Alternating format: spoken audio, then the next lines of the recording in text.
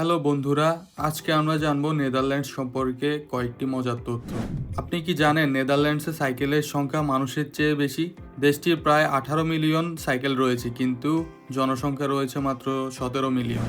1700 শতকের tulip mania ছিল পৃথিবীর প্রথম ইকোনমিক বাবল। টিউলিপের দাম হঠাৎ করে আকাশচুম্বী হয়ে উঠেছিল, তারপর তা একসময় ধ্বংস হয়ে যায়। নেদারল্যান্ডসে রয়েছে বিশ্বের সবচেয়ে বড় ফুলের বাগান কিউকেনহফ গার্ডেন্স। এখানে প্রতি বছর 7 মিলিয়ন ফুল ফুটে ওঠে। নেদারল্যান্ডসের প্রায় 27% ভূমি সমুদ্রপৃষ্ঠের নিচে, কিন্তু আধুনিক জল ব্যবস্থাপনা ও বাঁধের মাধ্যমে তারা এই সমস্যা কাটিয়ে উঠেছে। নেদারল্যান্ডসে একজন টিনেজার প্রতি বছর গড়ে প্রায় 2000 কিলোমিটার সাইকেল চালায়। এই দেশকে সাইকেল চালকদের প্যারাডাইসও বলা হয়। নেদারল্যান্ডসে বিশ্বের প্রথম ডিজিটাল কম্পিউটার উদ্ভাবিত হয়েছিল 1936 সালে।